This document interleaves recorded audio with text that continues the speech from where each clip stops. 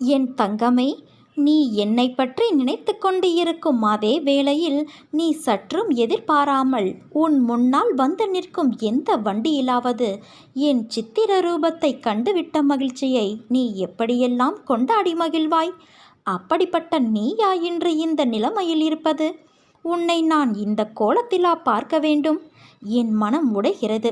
சாதுக்கள் மூலமாகவும் ஞானிகளின் மூலமாகவும் மனதை இலகுவாக்கிக்கொள், சமநிலைப்படுத்து, பற்று நீக்கு என்றெல்லாம் எடுத்துச் சொன்னேன்.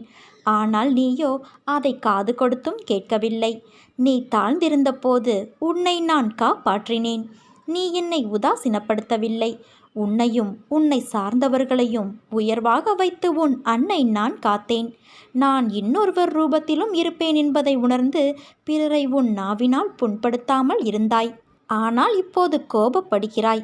அது உனக்கு நல்லதல்ல.